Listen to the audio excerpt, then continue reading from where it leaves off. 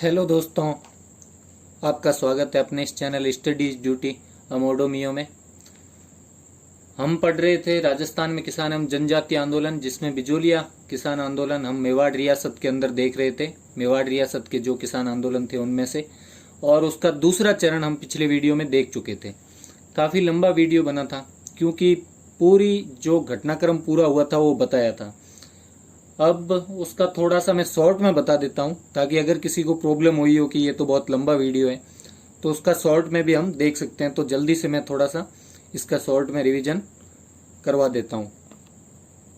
तो जो सेकंड चरण है वो अपन 1915 से 1923 तक उसको मान सकते हैं, या फिर 15 लगभग शांत रहा था तो 1916 से कई 1923 तक बताते हैं।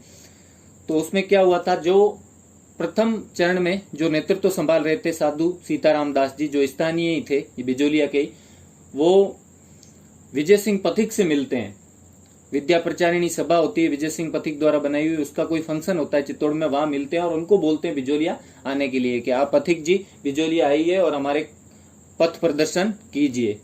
और फिर पथिक जी आते हैं और हरियाली अमावस्या के दिन मैंने आपको बताया था कि बारीसाल नामक गांव में क्या करते हैं, वो एक ऊपरमाल पंच बोर्ड का गठन करते हैं, ऊपरमाल पंच बोर्ड। और उसकी एक बिजोलिया किसान पंचायत का गठन करते हैं। उसकी जो केंद्रीय समिति होती है उसका नाम ऊपरमाल पंच बोर्ड रखते हैं, जो 13 सदस्यों की होती है। और उसमें सरपंच या अध्यक्ष किसको बनाते हैं, मन्ना पटेल को। और उसके साथ साथ एक ऊपरमाल सेवा समिति भी बनाते हैं वो। और इसका जो ये पंच बोर्ड बना है, इसके अधीन एक फंड, एक निधि, उसका भी निर्माण करते हैं ताकि आंदोलन को आराम से चलाया जा सके। फिर इस ऊपरमाल पंच बोर्ड के नेतृत्व में या इसके अधीन एक आंदोलन चलाया जाता है, नो रेंट, मतलब कोई किराया नहीं, ये आंदोलन चलाया जाता है। इसका अर्थ होता है सहयोग नहीं करना, असहयोग करना। उसके अंदर असहयोग अभियान चलाया जाता है। उसमें ठिकाने की जो आज्ञाएं होती है, आदेश होते हैं, उनकी अवहेलना करना, जो पुलिस और जो कोर्ट है उनका बॉयकॉट करना वगैरह वगैरह ऐसी चीजें होती है। और उसके बाद 1917, ये 1915-16 की बात होती है, तो 1917 में क्या रूस की क्रांति होती है। तो 1917 में ये रूस की क्रांति की जो न्यूज होती है वो भी नेतृत्व करता है, इनको बताते हैं, तो आंदोलन और ज्यादा इनसे प्रेरित होता है और तीव्र हो जाता है। फिर जो महाराणा होते हैं वो ठिकाने को क्या बोलते हैं कि भाई तुम इस आंदोलन को कुचलो, हम तुम्हारे साथ हैं। तो ठिकाना क्या करता है, साधु सीताराम दास और माणिक्यलाल वर्मा को क्या कर देता है, साधु जी को और वर्मा जी को क्या करता है, गिरफ्तार कर लेता है। और साथ में कई किसान भी बाद में गिरफ्तारी देने लगते हैं इनके अधीन। तो अब जो विजय सिंह पथिक के आने से कुछ नए मुद्दे भी जुड़े थे, वो क्या थे, एक तो वार टैक्स ले रहे थे क्योंकि फर्स्ट वर्ल्ड वॉर का टाइम था, प्रथम विश्व युद्ध का। और दूसरा जो उन्होंने एक मुद्दा और जोड़ा वो था ऋण प्रदाता या साहूकार है उनका भी विरोध करना। ये उनके आने से सेकंड चरण में थोड़े से परिवर्तन आए थे। एक तो ऊपरमाल पंच बोर्ड मतलब संगठन बना, और दूसरा नए मुद्दे जुड़े। फिर क्या किया जाता है, अब जब गिरफ्तारियां दी जाती है और विरोध बढ़ जाता है तो एक जांच आयोग का गठन होता है। जो जांच आयोग क्या करता है, और उस जांच आयोग का नाम क्या होता है, बिंदुलाल भट्टाचार्य। वो अप्रैल 1919 में बिजोलिया पहुंच जाता है। और उनको किसानों की मांगे क्या लगती है, सही लगती है, लेकिन किसान क्या कहते हैं, पहले हमारे नेताओं को छोड़ो फिर ही हम कोई बात करेंगे। तब आखिर में उनकी जो मांगे होती है, वो जो मांग रखते हैं उनके सामने, वो तो फिर जागीरदार उनकी मांगे नहीं मानता है। आयोग तो क्या कहता है कि हाँ इनकी मांगे सही है, लेकिन क्या होता है, जागीरदार उनकी मांगे नहीं मानता है। और लेकिन फिर भी उनके जो नेता होते हैं उनको गिरफ्तार जिनको कर रखा होता है उनको छोड़ देते हैं। तो किसान बेचारे उसी को सफलता मानते हैं कि ये भी काफी बड़ी सफलता है। और उसके बाद जो पथिक जी होते हैं वो क्या करते हैं, जो अमृतसर कांग्रेस का अधिवेशन होता है, अमृतसर में कांग्रेस का अधिवेशन दिसंबर में होता है, ये 1919 में, वहां जाते हैं और कांग्रेस के अधिवेशन में बिजोलिया आंदोलन का प्रस्ताव रखवाने की कोशिश करते हैं और नेताओं से मिलते हैं। तो तिलक जी ऐसा प्रस्ताव रखते भी हैं, प्रस्ताव लाते भी हैं। और उनका समर्थन कौन करते हैं प्रस्ताव का, केलकर जी, जो उनके साथी होते हैं, वो उनका प्रस्ताव का समर्थन भी करते हैं। लेकिन कौन विरोध कर देते हैं, जिस वजह से ये प्रस्ताव नहीं आ पाता, महात्मा गांधी जी और मालवीय जी, मदन मोहन मालवीय जी, ये विरोध कर देते हैं। तो इनको कांग्रेस से कोई सहायता नहीं मिलती, सहयोग नहीं मिलता। हाँ, सिंपैथी जरूर मिलती है, सहानुभूति, लेकिन कोई सहयोग इनको वहां से नहीं मिल पाता। लेकिन वापस आके चलो पथिक जी सोचते हैं हम ही कुछ करते हैं और आंदोलन को थोड़ा प्रभावी बनाने की कोशिश उनके द्वारा की जाती है और वो आंदोलन को थोड़ा सा तीव्र कर देते हैं और ठिकाने का पूरी तरह से विरोध करते हैं। और उस वजह से ये दबाव में आके दोबारा एक और आयोग बनाते हैं, जांच आयोग। मतलब बिजोलिया के नेताओं के दबाव से ही दूसरा एक जांच आयोग बनता है, जिसमें अध्यक्ष कौन होते हैं? बेदला के ठाकुर, बेदला ठिकाना होता है, उसके ठाकुर होते हैं ठाकुर राज सिंह। और साथ में 2 सदस्य और होते हैं, एक तो होते हैं रमाकांत मालवीय जी और दूसरे होते हैं तख्त सिंह मेहता। तो ये दूसरा आयोग बनता है। और ये कब बनता है? फरवरी 1920 में। पहला कब बना था? बिंदुलाल भट्टाचार्य 1919, दूसरा ये बन जाता 1920 में। अब ये जो आयोग बनता है, उन्होंने उनके सामने जो किसानों के नेता होते हैं, आंदोलन के नेता, वो एक मांग पत्र रखते हैं, पेश करते हैं, जिसमें क्या क्या होते हैं मांग पत्र में? उनके द्वारा एक मांग पत्र पेश किया जाता है, ये दूसरे जांच आयोग के सामने पेश कर रहे हैं, जिनमें एक तो होते हैं आंदोलन के कारण,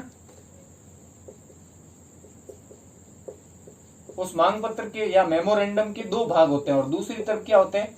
किसानों की मांगे, भाई कारण क्या है, क्यों कर रहे हैं हम आंदोलन, और दूसरी कि हमारी मांगे क्या है, मतलब हम क्या चाहते हैं। ये 2 चीजें उस मेमोरेंडम में होती है। और उसके बाद जो होता है कि आयोग तो इन मांगों को और इनके कारणों को उचित ठहराता है कि हाँ इनकी बातें सही है। मैंने बताया था ना, ये ठिकाने रियासत इनका गेम प्लान होता है कि आयोग बनाओ ताकि कुछ दिनों के लिए क्या हो जाएगा, जो अपना आंदोलन है वो धीमा पड़ जाएगा या रुक जाएगा, हो सकता है खत्म भी हो जाए। तो इसलिए आयोग तो मान लेता है, लेकिन जो महाराणा होते हैं वो क्या होते हैं, मानने को तैयार नहीं होते हैं। और उस वजह से महात्मा गांधी के कहने पे दूसरे आयोग के टाइम,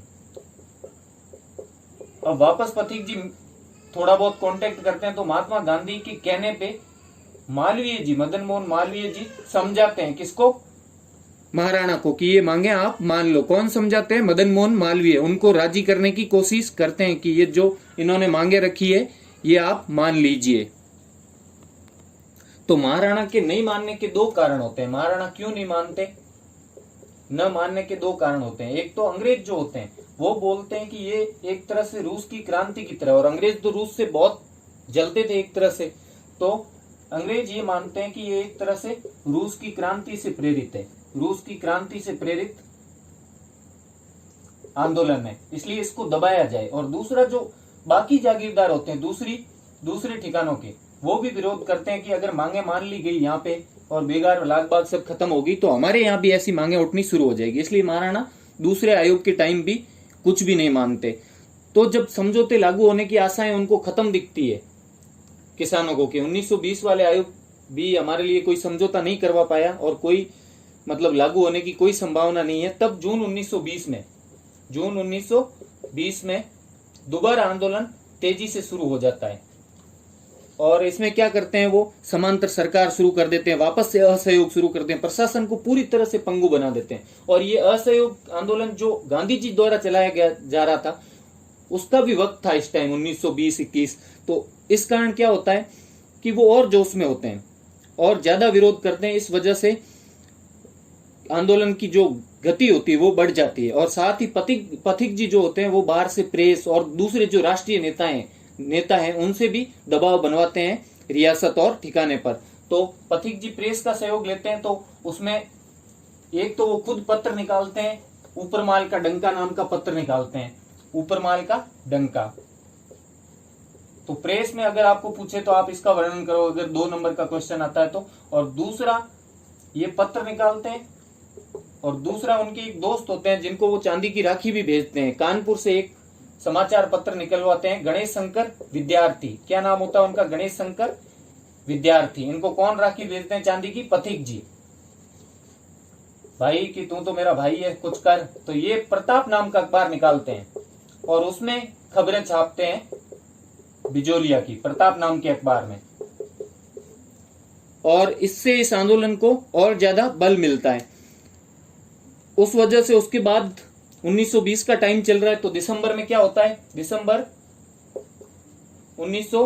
1920 में नागपुर अधिवेशन होता है, उसमें भी पथिक जी जाते हैं बेचारे, बार बार अधिवेशन में गए, कांग्रेस ने फिर भी कोई सहयोग नहीं किया। अगर कांग्रेस टाइम पे सपोर्ट करती तो ये बहुत बड़ा सफल हो सकता था ये आंदोलन, लेकिन पथिक जी ने जब सहयोग नहीं किया, नेताओं ने जब पथिक जी का सहयोग नहीं किया तो लास्ट में इस आंदोलन का अजीब सा अंत होता है।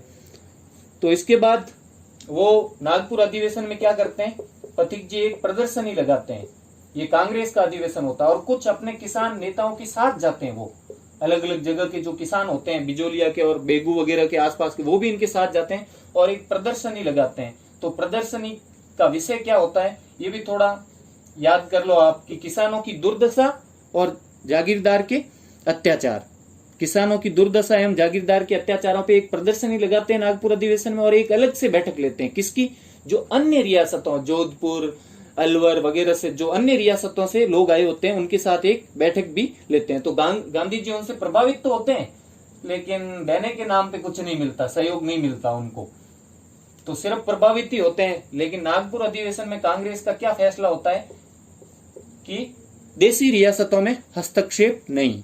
क्या फैसला होता है, देशी रियासतों में हस्तक्षेप नहीं। इस वजह से पथिक जी को कोई खास सपोर्ट नहीं मिल पाता। लेकिन पथिक जी के बार बार आने के कारण गांधी जी के जो निजी सचिव होते हैं उनको भेजते हैं बिजोलिया, गांधी जी खुद। कौन होते हैं निजी सचिव, महादेव देसाई, और ये वहां बिजोलिया जाते हैं और वहां रिपोर्ट बना के देते हैं कि ये स्थिति है, यहाँ की रिपोर्ट भेजते हैं, लेकिन बाद में उस पर भी कोई प्रस्ताव नहीं लाया जाता, बस रिपोर्ट ही भेजते हैं। फिर अंग्रेजों के कहने पे, क्योंकि आंदोलन तो बहुत तीव्र चल रहा था इस टाइम 1920 के टाइम, तो अंग्रेजों के कहने पर ठिकाना जो है बलपूर्वक उसका दमन करने की कोशिश करता है।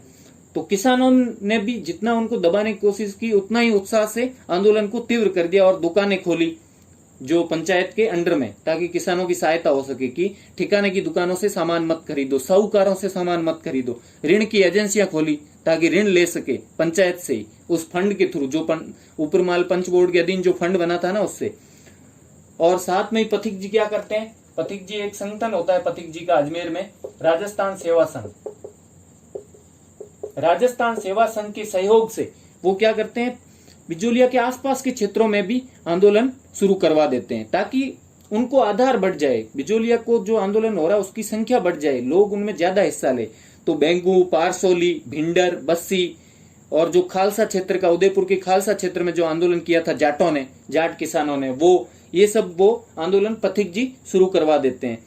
और 1921 में आंदोलन गांधी जी के नाम पे भी चलता है, क्योंकि राष्ट्रीय स्तर पर कौन सा आंदोलन चल रहा होता है, असहयोग आंदोलन, तो गांधी जी के नाम पे भी चलाते हैं, खुद को प्रोत्साहित करते हैं किसान के, हाँ भाई हम गांधी जी के कहने पे लड़ रहे हैं, भले ही गांधी जी ने कोई सपोर्ट ना दिया हो, गांधी जी के नाम पे चलाया जाता है, जिससे आंदोलन को बल मिलता है। लेकिन गांधी जी के नाम पे चलाते हुए भी उसमें क्या नहीं होती है, गांधीवादिता नहीं होती है, आंदोलन उग्र रहता है, गांधीवादिता की कमी होती है और पूरी तरह से उग्र रहता है। वैसे तो ये जब तक उग्र था ना तब तक सफल था, जब इसमें गांधीवादी नेताओं की एंट्री हो जाएगी, उनके हाथ में कमान आ जाएगी तीसरे चरण में, तब ये आंदोलन धीरे धीरे पतन होने लग जाएगा इसका।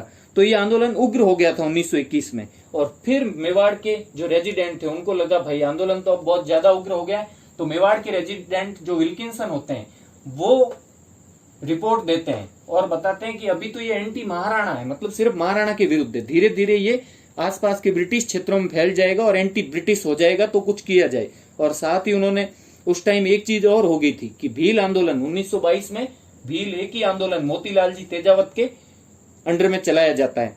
तो इस वजह से कि ये तो आसपास में सब जगह फैल रहा है, तो फिर एक उच्चाधिकार समिति बनाई जाती है या उच्च शक्ति समिति बनाई जाती है, उच्चाधिकार या उच्च शक्ति समिति, हाई पावर कमेटी समिति बनाई जाती है ब्रिटिश सरकार के द्वारा। कौन बनाता है, ब्रिटिश सरकार। और इसमें 5 सदस्य होते हैं। कौन कौन होते हैं, एजीजी खुद होता है, एजीजी का सचिव होता है, उदयपुर का रेजिडेंट होता है, उदयपुर का रेजिडेंट होता है, और उदयपुर का दीवान होता है, और उदयपुर का कस्टम इंस्पेक्टर होता है, मतलब कस्टम हाकिम, उदयपुर का कस्टम हाकिम। क्या क्या नाम होते हैं इनके, एजीजी होता है रॉबर्ट हॉलैंड, मैंने इसकी ट्रिक भी बताई थी तब उसमें कि वी हॉप बी, हम आशा करते हैं कि होगा। होप मतलब एच था ये। और कर्नल ओगालवी, कर्नल ओगालवी ये होता है उनका सचिव एजीजी का। रेजिडेंट विल्किंसन होता है, अभी नाम लिया था मैंने। दीवान प्रभाष चंद्र चटर्जी होते हैं बंगाली बाबू, प्रभाष चंद्र चटर्जी। और हाकिम कौन होता है? बिहारी लाल कौशिक, बिहारी लाल कौशिक। और इसकी ट्रिक मैंने उसमें बता दी थी, तो देख लेना वो। ये तो अभी मैं शॉर्ट में सारा कुछ बता रहा हूं वापस, ताकि एक बार आप फटाफट छोटे में पढ़ना हो तो जल्दी से देख सकें, क्योंकि वो वीडियो लंबा था बहुत ज्यादा।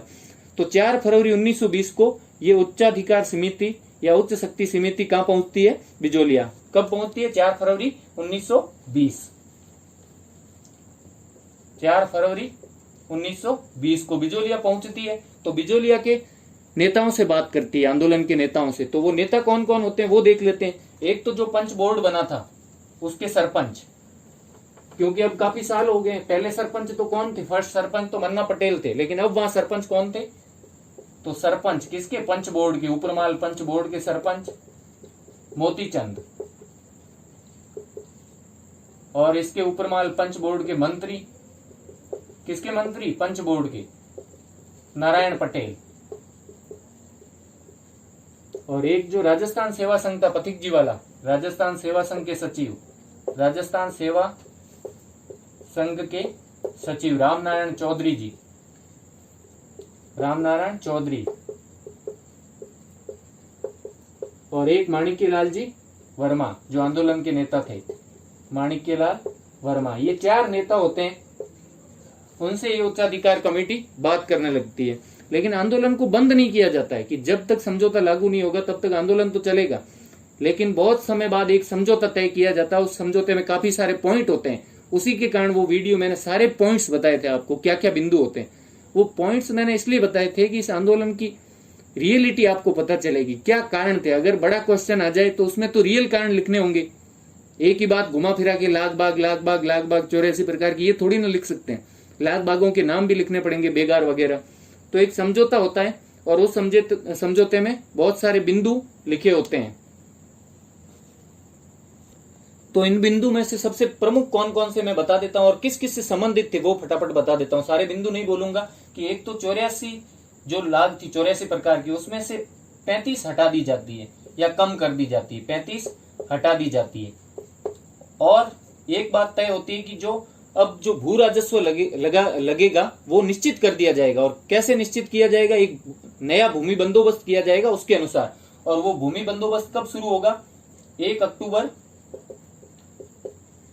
1922 से उसकी प्रक्रिया शुरू हो जाएगी, 1 अक्टूबर 1922 से। तो छोटा क्वेश्चन आए तो यही लिखना है कि भू राजस्व को निश्चित कर दिया जाएगा और एक नए भूमि बंदोबस्त के बाद, और जो कि 1 अक्टूबर 1922 से शुरू होगा। और 84 में से 35 लागे हटा दी और कुछ न्यायिक, जेल प्रशासन, पुलिस प्रशासन से संबंधित सुधार उसमें शामिल थे इस समझौते में। चराई से संबंधित की चराई के लिए जमीन छोड़ी जाए, आरक्षित जो वन कर रखे हैं शिकार वगैरह के लिए वो कम किए जाएं, जेल प्रशासन में जैसे डाइट तय कर दी, ये खाना दिया जाए, महिला कैदियों के साथ सही बर्ताव करो, पुरुषों से अलग रखो, न्यायिक में कुछ सुधार किए जाए, जो न्याय प्रशासन है उसमें पंचायत के निर्णय भी माने जाए आपसी विवादों में। और जोत में जो उगी वनस्पति है उसके बारे में कि पेड़ को काट सकते हैं, मेड़ बना सकते हैं झाड़ी झंखाड़ काट के। और उसके अलावा जो किसान से भू राजस्व लेने से संबंधित कि कैसे लिया जाएगा, जो बकाया है वो कैसे लिया जाएगा, और अगर बकाया है तो क्या क्या जब्त किया जा सकता है, क्या क्या नहीं जब्त किया जा सकता है। और गांव में पुलिस की जानमाल की सुरक्षा करेगी, चोरों को मतलब पकड़ने में सहायता करेगी वगैरह वगैरह। 5 सिपाही लगेंगे चौकीदारी के, ये कुछ होते हैं। तो चराई, बेगार, जेल प्रशासन, न्याय प्रशासन, पुलिस देख रेख, शिक्षा, स्वास्थ्य। हाँ, शिक्षा के लिए भाई 30 रुपए खर्च करेगी मंथली, स्वास्थ्य के लिए 20 रुपए की प्रति मंथ दवाइयां बांटेगी। ऐसे शिक्षा, स्वास्थ्य संबंधी सुधार, जोत में उगी वनस्पतियों से संबंधित, किसान का बकाया भू राजस्व और भू राजस्व से संबंधित। और लगभग तो मैंने वापस ही बोल दिए सारे कुछ। और 1 अक्टूबर 1922 से नया भूमि बंदोबस्त शुरू हो जाएगा और उसी के अनुसार भू राजस्व है वो निश्चित कर दिया जाएगा। तो मेन बात थी भू राजस्व निश्चित किया जाएगा भूमि बंदोबस्त के अनुसार। 84 में से 35 लागे हटा दी गई, ये बातें हुई थी। और इससे क्या होता है, आंदोलन एक बार के लिए धीमा पड़ जाता है। क्यों? क्योंकि 11 जून 1922 को ठिकाने ने भी इस समझौते को स्वीकार कर लिया था। कब किया था? 11 जून 1922 को ठिकाना इस समझौते को स्वीकार कर लेता है कि हाँ हम लागू कर देंगे। बस यहां तक स्वीकार हुआ था, अब लागू किया नहीं था, बात स्वीकार कर ली थी, समझौता स्वीकार कर लिया था। तो इससे एक बार के लिए आंदोलन रुक जाता है या धीमा पड़ जाता है। और इसका कुछ और भी कारण होते हैं, तो इसलिए ये चरण बनाया गया है। क्योंकि चरण तभी माने जाते हैं ना कि पहला चरण यहां तक ही चला, फिर कुछ समय के लिए रुक गया, फिर दूसरा चरण। तो दूसरा चरण समझौता होने के कारण थोड़ा सा रुक जाता है।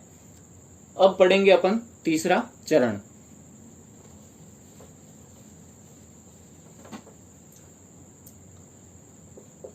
तो तृतीय चरण,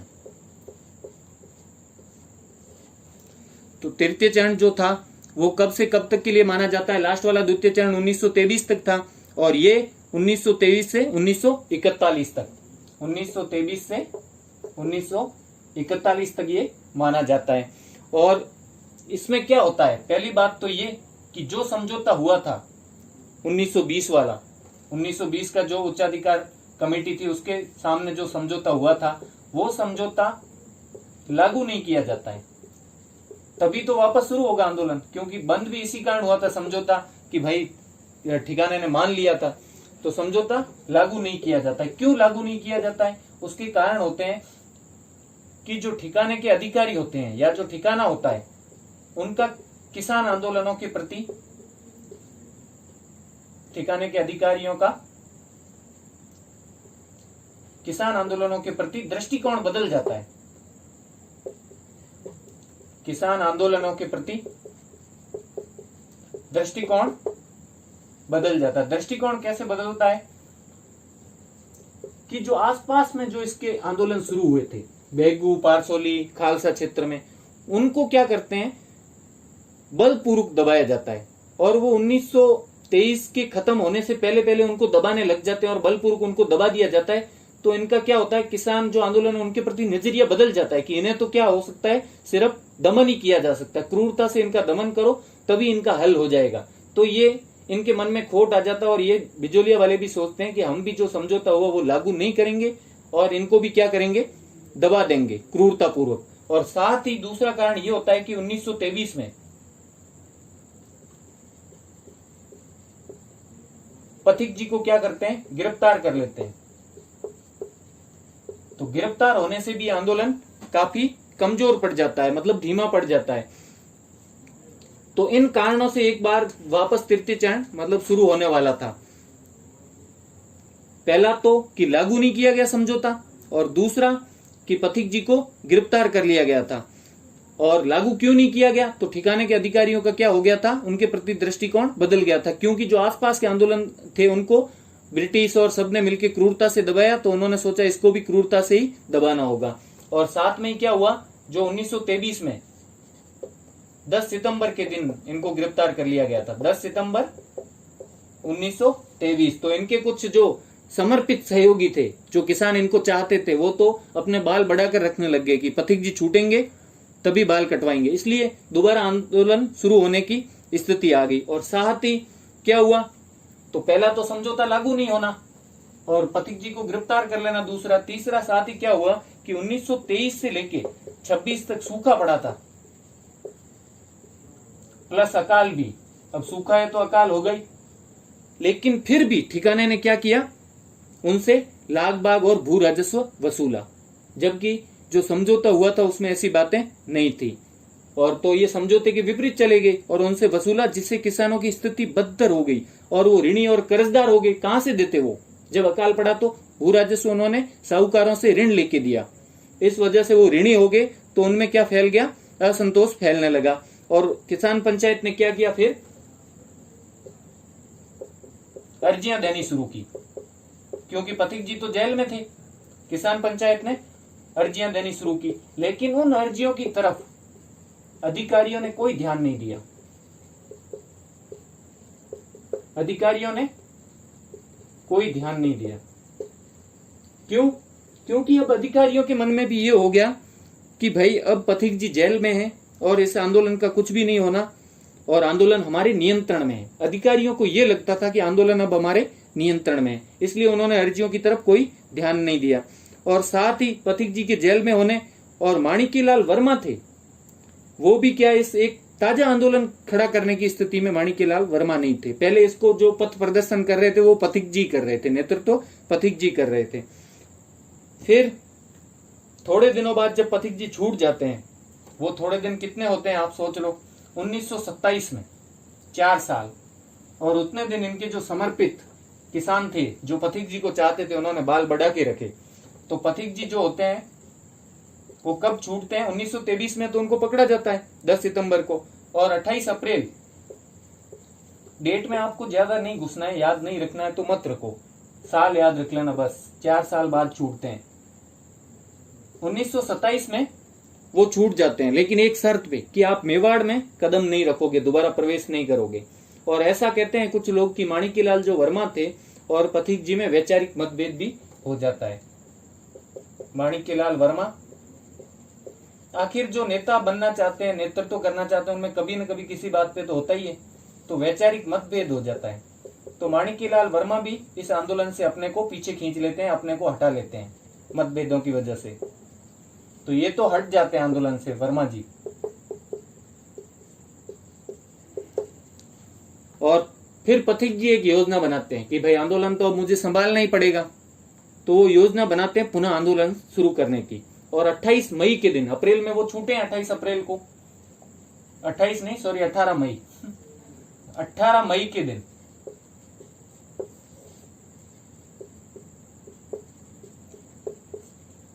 पथिक जी उन किसान नेताओं से मिलते हैं जो आंदोलन के नेता होते हैं, किसान पंचायत के नेता होते हैं। उनसे कहां पे मिलते हैं, सिंगोली नामक गांव में, जो ग्वालियर राज्य में पड़ता था, ग्वालियर रियासत में, वहां पे उनसे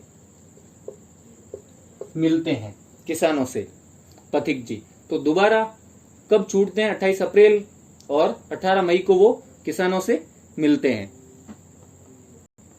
तो जब मिलते हैं तो उन्हें कुछ सलाह देते हैं किसानों को कि जो तुम्हारे पास असिंचित जोत है, सिंगोली गांव में उनको सलाह देते हैं कि जो असिंचित जोत है वो तुम विरोध में लौटा दो। किसके विरोध में, असिंचित जोतों को लौटा दो ठिकाने को वापस। जोत मतलब जो खेत है असिंचित, वो लौटा दो। किसके विरोध में, बढ़े हुए भू राजस्व के विरोध में। बढ़े हुए कि जो ये बढ़ा हुआ भू राजस्व है ये जब तक कम नहीं होगा तब तक हम इसमें खेती नहीं करेंगे। बढ़े हुए भू राजस्व के विरोध में तुम इसे लौटा दो।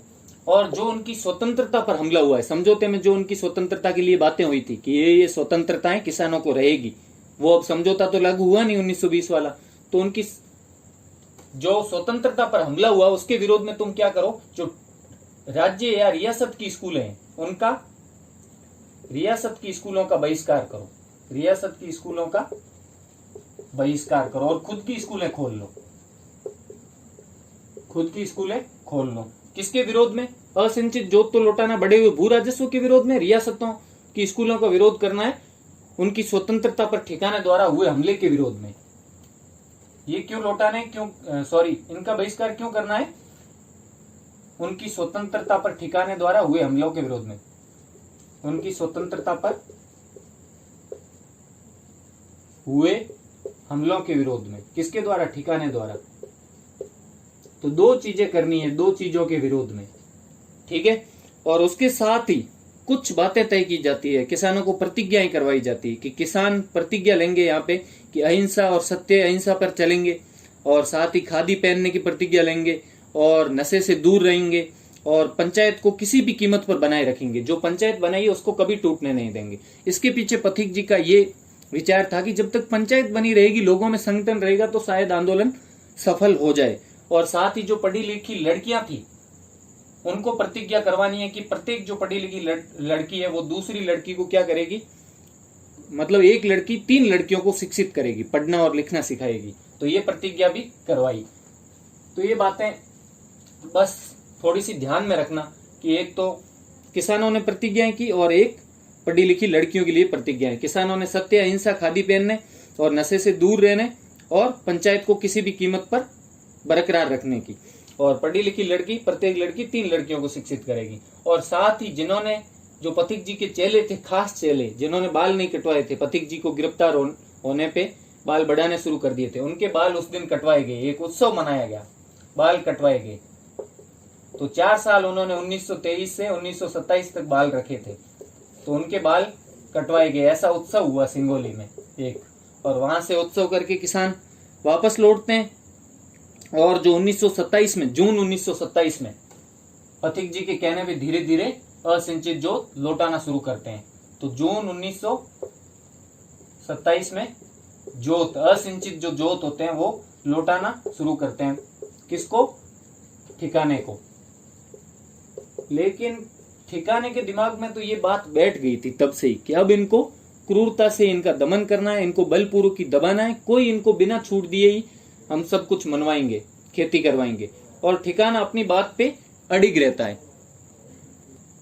तो किसान जो जमीन लौटाते हैं वो एक शर्त पे लौटाते हैं कि भाई ये शर्तें मान लोगे आप कि हमारा भू राजस्व घटा दोगे तो हम वापस खेती करना शुरू कर देंगे। और किसानों की ये शिकायत होती है कि ठिकाने ने क्या किया है, जो समझौता था 1920 वाला, वो समझौता तोड़ा है इन्होंने, इसलिए हम नहीं मान रहे।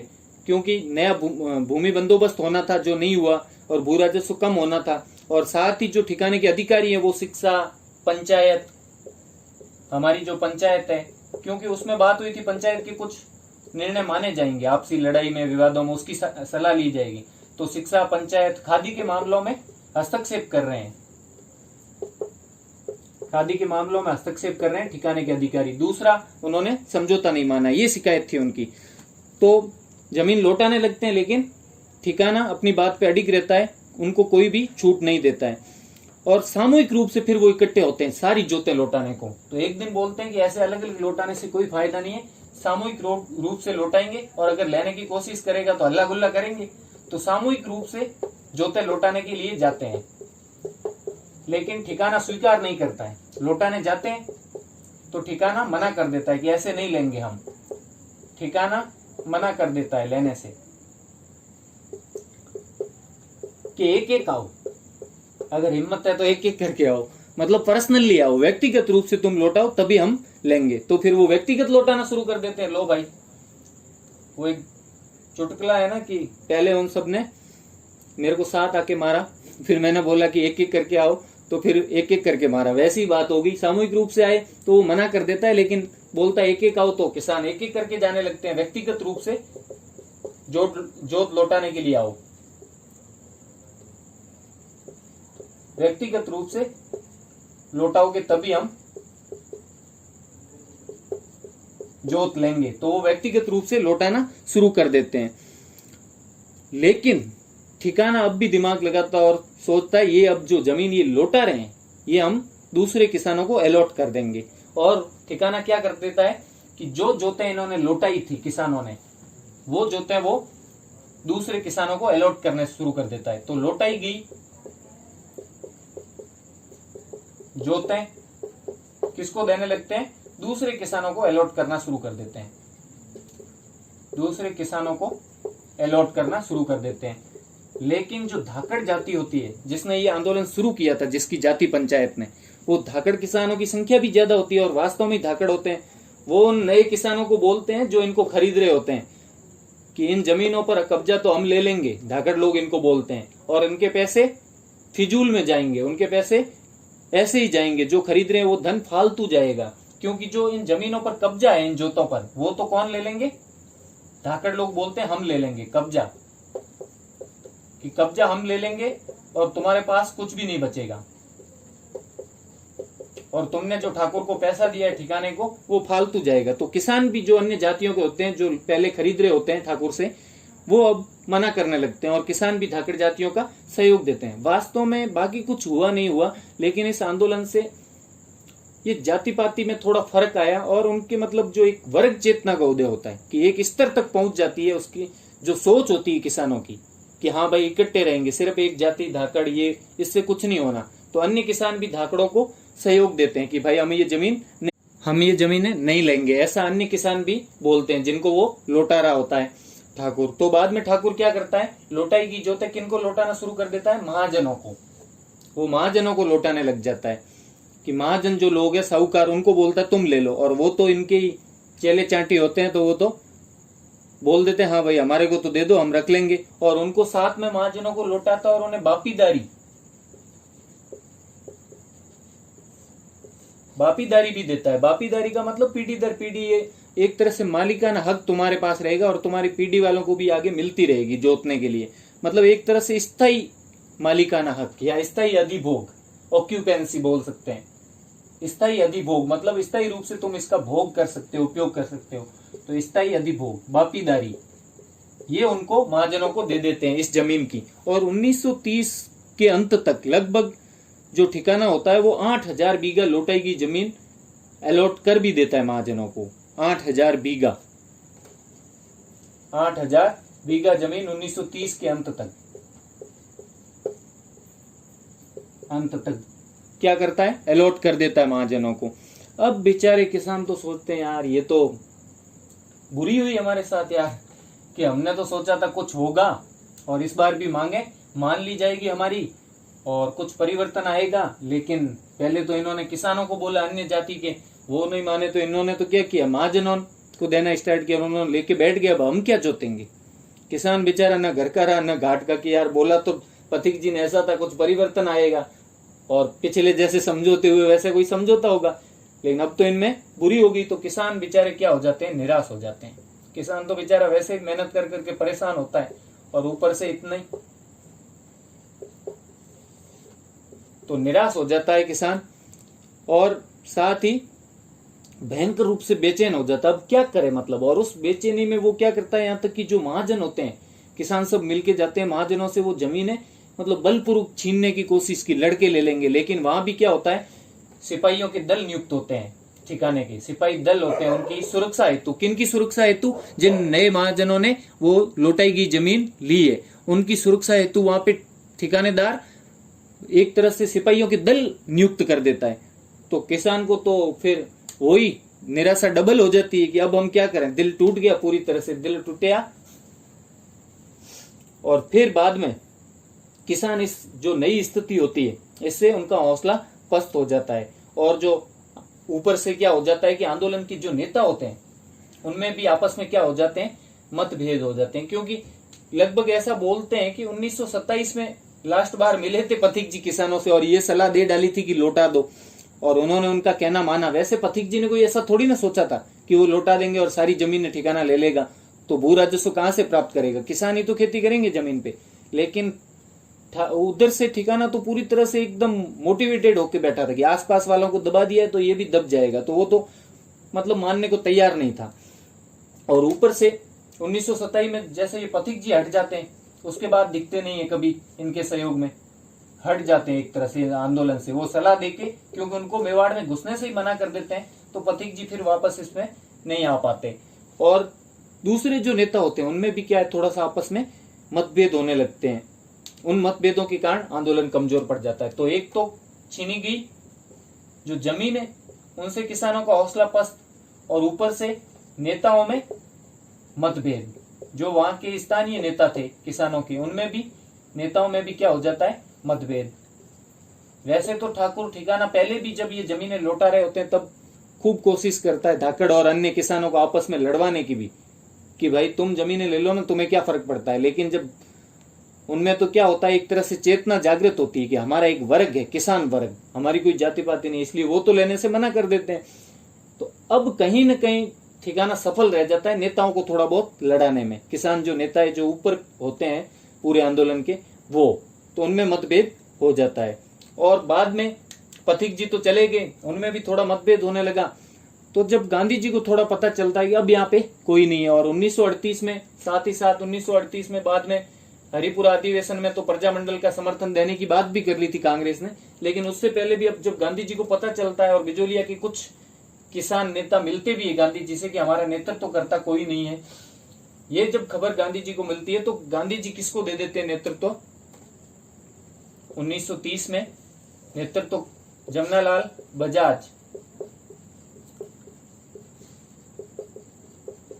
को गांधी जी भेजते हैं नेतृत्व करने के लिए। कौन भेजते हैं, महात्मा गांधी जी भेजते हैं। किसको भेजते हैं, जमनालाल बजाज को 1930 में, क्योंकि किसान तो बिल्कुल निराश और ऊपर से आंदोलन के नेताओं में मतभेद। तो अब गांधी जी को जब ये मिलती है कि आंदोलन तो पतन की तरफ जा रहा है, तब जमनालाल बजाज को गांधी जी वहां पे आंदोलन के लिए भेजते हैं। लेकिन जमनालाल बजाज को भी हो सकता है कम टाइम हो, इधर उधर फेमस ज्यादा थे तो आंदोलनों में, तो वो यहाँ से मध्य प्रदेश से एक नेता होते हैं मध्य प्रदेश के, जिनका उज्जैन जिले में जन्म हो रखा होता है, भैरासा नामक ग्राम में। इनके बारे में भी अपन बाद में पढ़ेंगे किसी वीडियो में। हरिभाऊ उपाध्याय, क्या नाम होता है? हरिभाऊ उपाध्याय। असली नाम तो इनका बद्रीनाथ था। असली नाम क्या था? बद्रीनाथ।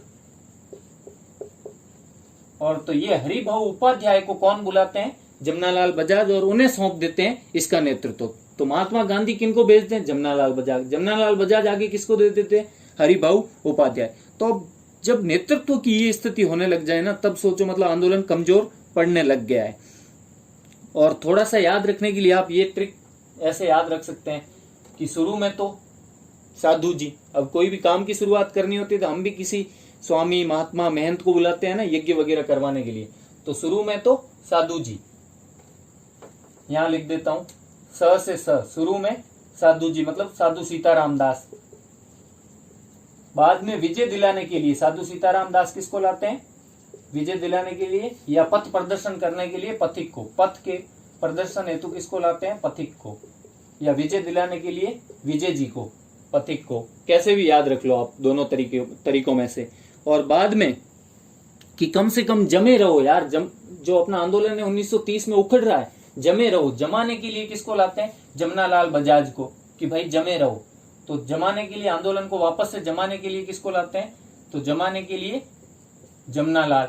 और फिर अब आंदोलन जमनालाल बजाज से भी नहीं जमता है, तो अब तो हरि ही हमारा भाऊ है, मतलब अब तो भगवान ही मालिक है। किसान ये सोच लेते हैं। शुरू में साधु, पथ प्रदर्शन के लिए पथिक, जमाने के लिए जमनालाल जी, और लास्ट में हरि ही हमारा अब तो भाऊ है, मतलब अब तो भगवान ही हमारा क्या है? भाई है। तो लास्ट में अब हरि हमारा भाऊ है। तो इस प्रकार से इसका नेतृत्वकर्ताओं के नाम अपन याद रख सकते हैं। तो हम पढ़ रहे थे कि 1930 में जमनालाल बजाज को महात्मा गांधी भेजते हैं और महात्मा गांधी के कहने पे आते हैं वो, और वो आगे किसको संभलवा देते हैं? ये आंदोलन हरिभाऊ उपाध्याय को, कि आप इसकी नेतृत्व करो।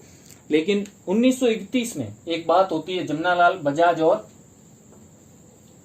जो उदयपुर के दीवान होते हैं, मेवाड़ के पीएम होते हैं सुखदेव प्रसाद, उनमें एक समझौता होता है। तो ये बात भी आपको याद रखनी है कि इन्होंने हरिभाऊ उपाध्याय को साथ में लिया। अपन ये मान सकते हैं हरिभाऊ उपाध्याय पहले तो उनको साथ रह के अंडर ट्रेनिंग रखते हैं उनको, जैसे नए अधिकारियों को अंडर ट्रेनिंग कैसे रखते हैं समझाने के लिए, तो पहले तो उनको अंडर ट्रेनिंग रखते हैं, लेकिन बाद में उनको ही आंदोलन पकड़वा देते हैं, ये लो आंदोलन और तुम संभालो। लेकिन उसके बीच में एक बात होती है 1931 में, और वो क्या होती है? समझौता होता है। एक क्या होता है?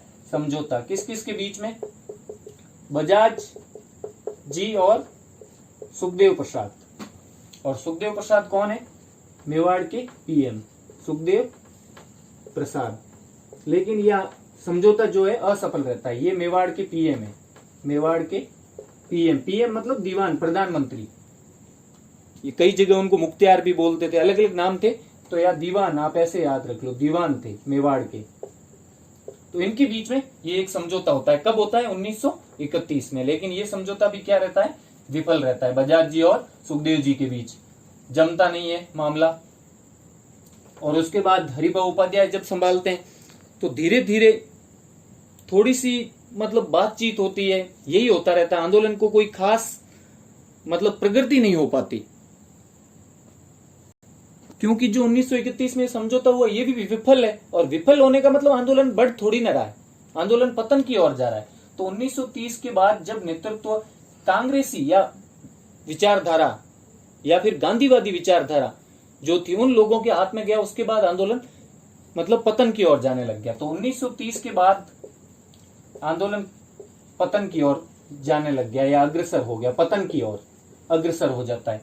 किस कारणों से? तो छोटा सा कारण तो ये है, जो नए नेतृत्व करता थे वो गांधीवादी विचार प्लस कांग्रेसी विचारधारा से, जो कांग्रेस की एक थ्योरी थी उस पे चलते थे वो, कि मतलब अहिंसक आंदोलन करो, चुपचाप उनका विरोध करो, धरने दो, भूख हड़ताल। इनसे ये ठिकाने और ये रियासतें जो देसी रियासतें थी ये नहीं मानने वाली थी। इनको ये अधिकार वगैरह इतने शिक्षित ही नहीं थे, इनको पता ही नहीं था। अब जैसे हम राजा सोचते हैं वैसे तब नहीं थे, नॉर्मल थे, नॉर्मल कपड़े पहनते थे, उनकी सोच यहीं से बने हुए राजा थे। अंग्रेजों जैसे उनके कि हाँ ये हमारे राइट्स हैं, ऐसे उनको कुछ पता नहीं था। उनको पता था ये खेती करेंगे और हम इनके मालिक है, ये हमारी किसान हमारी संपत्ति है, वो ये सोचते थे एक तरह से।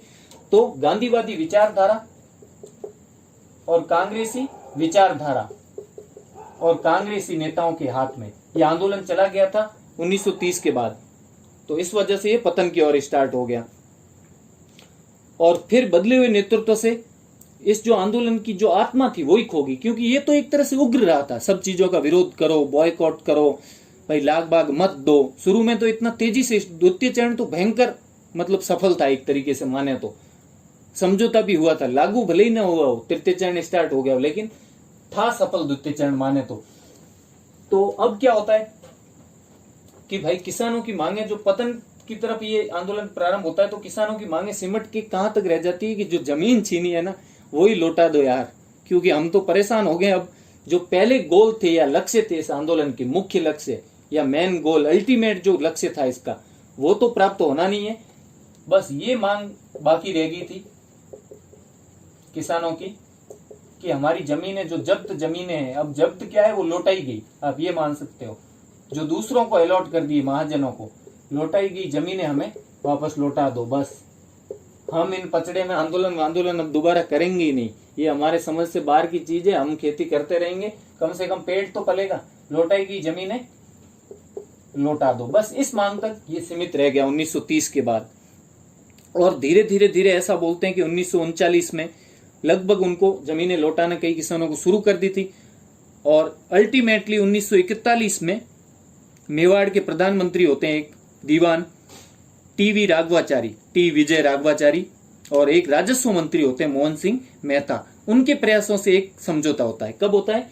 वैसे तो बोलते हैं 1939 में किसान एक तरह से मतलब हताश हो चुके थे और बोल गए थे भाई हमारी जमीनें लौटा दो, अब हम कोई नेतृत्व नहीं चाहते और हम नहीं करेंगे आंदोलन। तो 1939 में स्टार्ट हो गई थी ये बातचीत स्टार्ट हो गई थी जमीन लौटाने की। लेकिन 1941 में समझौता होता है, 1941 में समझौता होता है। टी राघवाचारी या टी विजय राघवाचारी, ये कौन थे? ये थे दीवान, मेवाड़ के पीएम या दीवान, और प्लस राजस्व मंत्री थे एक मोहन सिंह मेहता। ये कौन थे? राजस्व मंत्री।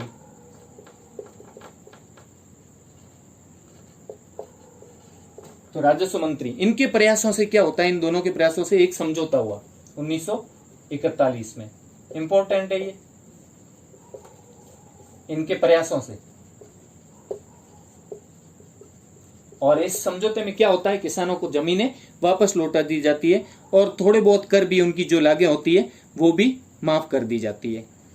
तो यहां पे जाके यह आंदोलन एक तरह से समाप्त हो जाता है 1941 में।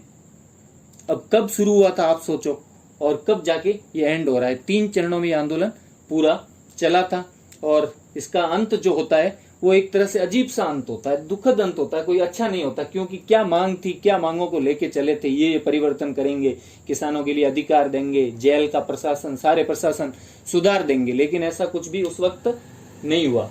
और बस एक छोटी सी मांग कि हमारी जमीनें लौटा दो, वहां तक सीमित हो गया था उनका आंदोलन।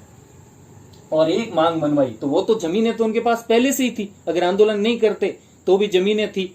उल्टा आंदोलन से बस जमीनें उनकी कुछ मतलब दिनों महीनों के लिए छिन गई और अनाज नहीं उगा पाए, उल्टा उन्हें नुकसान हुआ। आंदोलन के वक्त बेचारे खेती जब वहां उन्होंने नहीं की तो भूख भी मरे होंगे और फंड में पैसे भी दिए होंगे, पंचायत के फंड में, इधर उधर आंदोलन करने भी गए होंगे, तो कुछ भी कमाई नहीं हुई। ऊपर से लास्ट में सिर्फ एक मांग पूरी हुई। तो इस आंदोलन का थोड़ा सा अजीब सा अंत होता है लास्ट में।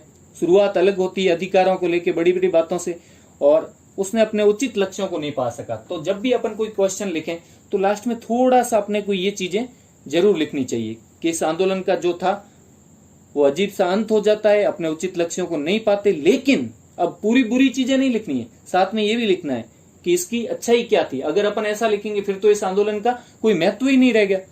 तो साथ में अगर कोई भी RAS वगैरह कोई भी एग्जाम हो तो साथ में पहले तो उसकी थोड़ी सी नेगेटिव चीज बतानी है कि हाँ आंदोलन मतलब सफल तो नहीं कहा जा सकता पूर्णतः, क्योंकि अंत इसका बुरा था, लेकिन यह सामंत विरोधी चेतना का उदय कर गया। साथ में ऐसी चीजें लिखनी है कि सामंत विरोधी चेतना थी। पहले सामंत का विरोध करने से लोग डरते थे, नाम तक नहीं लेते थे। तो एक सामंत विरोधी चेतना का उदय कर गया और किसानों में वर्ग चेतना का उदय किया। वर्ग चेतना मतलब कि वर्ग नाम की भी कोई चीज होती। पहले तो जाति पाति, बस ये हमारी जाति की पंचायत है उसकी। अब कि हाँ हमारा किसान वर्ग है, हमारा मजदूर वर्ग है, तो प्लस वर्ग चेतना का उदय, वर्ग चेतना नाम की भी कोई चीज है, इसका उदय भी इस वजह से हुआ। प्लस जो आसपास के इलाके थे उनमें भी इन्होंने किसान आंदोलन प्रारंभ करने की एक तरह से प्रेरणा दी। वो इसने ही दी थी प्रेरणा। इसी वजह से आसपास के जो आंदोलन शुरू हुए थे बेगू, पारसोली, खालसा क्षेत्र, भिंडर क्षेत्र में, वो इसी वजह से हुए थे। और सामंतवाद पर एक गंभीर आघात किया। लास्ट में कोई ऐसी फंटास्टिक लाइन लिखनी है अपने को जो अच्छी लगे परीक्षक को, चेक करने वाले को। परीक्षक तो नहीं बोल सकते, क्या बोलते हैं पता नहीं, जो भी कॉपी चेक करे। तो सामंतवाद पर एक गंभीर आघात किया। तो इस आंदोलन ने सामंतवाद पर एक गंभीर आघात किया और साथ ही किसान अधिकारों के बारे में गंभीर आघात किया और किसान अधिकारों के बारे में चर्चा को किसानों के मध्य एक विषय बना दिया। पहले तो किसान अधिकार होते क्या ये भी पता नहीं था। अब किसान जानने लगे, हाँ भाई बीच में कुछ समझौते हुए उसमें अधिकार तो थे, भले ही लागू नहीं हुए हो, लास्ट में नहीं माने गए हो, हमारे को लक्ष्य नहीं मिला हो, लेकिन कम से कम ये चीजें तो हुई। और राजस्थान के अन्य भागों में भी किसान आंदोलनों को इसने प्रेरित किया और एक सामूहिक संघर्ष और सामाजिक विकास का आधार तय किया। तो लास्ट चीज और क्या लिख सकते हैं, सामूहिक संघर्ष, कि मिलके कैसे संघर्ष कर सकते हैं। ये सब्जेक्टिव पेपर में बहुत चीजें काम आती है, एक शब्द याद नहीं आता जब लिखने बैठते हैं ना। ऐसा नहीं है कि सबके साथ, मेरे साथ भी हुआ होगा जब पहली बार अगर अपन ऐसे कोई एग्जाम में जाते हैं जिसमें पढ़ के नहीं गए हैं तो हम ऐसा नहीं लिख सकते, सोचते तो हैं कि कुछ भी लिख देंगे। तो सामूहिक, पहले अपने से वर्ड पढ़े होंगे तभी वहां याद आएंगे ये। तो सामूहिक संघर्ष प्लस सामाजिक विकास का आधार तैयार किया, सामाजिक विकास। क्योंकि कई चीजें तो किसानों ने नाम ही नहीं सुने थे, अब उन्हें पता चला कि अच्छा ये चीजें भी हमारे हित की होती है। तो सामूहिक संघर्ष और सामाजिक विकास का क्या तैयार किया, आधार तैयार किया, का आधार तैयार किया। कोई भी इसका क्वेश्चन आए, इसकी सफलता विफलता, इसके महत्व, योगदान के बारे में, तो अपने को लास्ट जो अंतिम खत्म करना है ना क्वेश्चन को, वो इन्हीं लाइनों में से कहीं खत्म करना है। ये सब्जेक्टिव क्वेश्चन के लिए मैं बता रहा हूं। अब अपन थोड़ा सा इसके जो विफल होने के कारण वगैरह है वो अपन एक अलग से छोटे वीडियो में देख लेंगे, लेकिन कुछ इसकी बातें मैं वापस आपको थोड़ी सी बता देता हूं जो इम्पोर्टेंट है। न्यूज़पेपर्स के नाम तो मैंने बता दिए थे कि गणेश शंकर का प्रताप न्यूज़पेपर कानपुर से निकलता था, उसमें भी खबर छपी, और ऊपरमाल का डंका पत्र विजय सिंह पथिक ने निकाला। अब जो बाल गंगाधर तिलक थे, इन्होंने क्या किया था, पथिक जी के कहने पे अमृतसर अधिवेशन में एक तो प्रस्ताव रखा था, इन्होंने प्रस्ताव रखा था पथिक जी के कहने पे अमृतसर अधिवेशन में, लेकिन वो तो फिर मालवीय जी और गांधी जी के विरोध से नहीं पास हो पाया, नहीं आ पाया पटल पे एक तरह से। तो बाल गंगाधर तिलक का जो एक समाचार पत्र होता है मराठा, और मैंने इनका एक नाम भी बताया था कि इन्होंने जब प्रस्ताव रखा तो केलकर, तात्या साहब केलकर भी जिनको बोलते हैं, तो उन्होंने क्या किया था, इस प्रस्ताव का समर्थन किया था। तो वो भी इसके संपादक थे, संपादक रह चुके थे मराठा के, इनके दोस्त ही थे, तभी तो समर्थन किया। तो मराठा समाचार पत्र में भी क्या करते हैं, इसके पक्ष में लेख लिखते हैं। तो बिजोलिया किसान आंदोलन के पक्ष में बाल गंगाधर तिलक के कौन से समाचार पत्र में लेख छपा था, तो वो था मराठा समाचार पत्र। इसमें क्या छपता है, बिजोलिया आंदोलन के पक्ष में लेख, के पक्ष में लेख छपता है। तो पहली बात होगी ये। दूसरा कि जो विजय सिंह पथिक थे उन्होंने गणेश शंकर विद्यार्थी को चांदी की राखी भी भेजी थी। क्यों भेजी थी, तो उन्होंने अपने कानपुर से निकलने वाले जो समाचार पत्र था, जो कानपुर से प्रकाशित होता था, क्या नाम था उसका, प्रताप, उसमें इसकी खबरें छापी थी। ये बात अपन पहले कर चुके हैं। और जो प्रेमचंद का रंगभूमि उपन्यास है, अगर किसी ने पढ़ा हो तो वो इसी आंदोलन पर आधारित है। तो जो मुंशी प्रेमचंद है, इनकी कहानियां लोग पढ़ते आए हैं और पढ़ते रहेंगे, उन मुंशी प्रेमचंद का एक उपन्यास है, उसका नाम है रंगभूमि। रंगभूमि वो इसी आंदोलन पर आधारित है, इसी आंदोलन से प्रेरित है, एक तरह से मान सकते हैं, इसी आंदोलन पर है। ये रंगभूमि उपन्यास है मुंशी प्रेमचंद का। और दूसरा कि माणिक्यलाल जो वर्मा थे वो यहीं के थे, बिजोलिया के ही थे। पहले बिजोलिया जागीरदार के यहाँ नौकरी भी करते थे। पथिक जी से प्रेरित होकर नौकरी छोड़ दी, लेकिन बाद में उन्हीं के मतभेदों से वो इस आंदोलन से हट गए थे। तो माणिक्यलाल वर्मा ने एक पंचीड़ा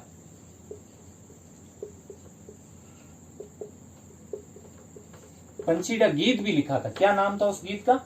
पंचीड़ा गीत। वो उसके माध्यम से वो किसानों को पंचीड़ा गा गा के प्रोत्साहित करते थे। कौन सा पंचीड़ा? ये गरबों में बजता है, पंचीड़ा तू उड़ न जाए पावागढ़ रे, वो नहीं, कोई दूसरा पंचीड़ा गीत लिखा था। और उसके माध्यम से वो क्या करते थे? किसानों को उत्साहित करते थे गीत गाते गाते, ताकि किसान रिलैक्स हो जाए। तो माणिक्यलाल वर्मा का कौन सा गीत था? वो पंचीड़ा गीत। और एक इनके साथ ही बिजोलिया के ही थे वो, भंवरलाल जी सोनी। भंवरलाल जी सोनी, इन्होंने भी क्या किया, ये भी नाम याद रखना, भंवरलाल जी सोनी। बाद में भी ये नाम कहीं ना कहीं आएगा, मैं बताऊंगा आपको, इसलिए याद रखना किसको? भंवर जी सोनी को। कि भंवरलाल जी सोनी ने भी क्या किया? अपने गीतों के माध्यम से किसानों को प्रेरित किया। तो भंवरलाल जी सोनी ने भी, और माणिक्यलाल वर्मा के ने तो पंचीड़ा गीत से, और भंवरलाल जी सोनी ने भी अपने गीतों के माध्यम से। ये उस टाइम के रॉक स्टार थे, अपने गीतों के माध्यम से किसानों को जगाया कि साडा हक एते रख। ठीक है, वो थे हमारे भंवर जी सोनी, तब के रॉक स्टार। तो यहाँ हमारा ये आंदोलन का तृतीय चरण कंप्लीट होता है। और अगला जो इसके जो महत्व है या इसका महत्व है वो काफी तो मैंने बता दिया लास्ट में, जो लास्ट की लाइनें लिखनी है कि इस आंदोलन की वजह से क्या क्या हुआ। अंत तो इसका बुरा था, लेकिन बहुत कुछ ये आंदोलन कर गया। तो वो चीजें और उसके अलावा महत्व के मैं आपको पॉइंट्स बता दूंगा, और विफल होने के कारण भी थोड़े से अपन डिस्कस करेंगे एक छोटे से अगले वीडियो में।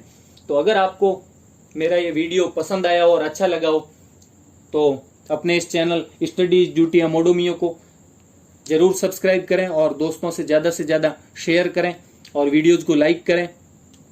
Thank you so much. पढ़ते रहें स्टडीज ड्यूटी।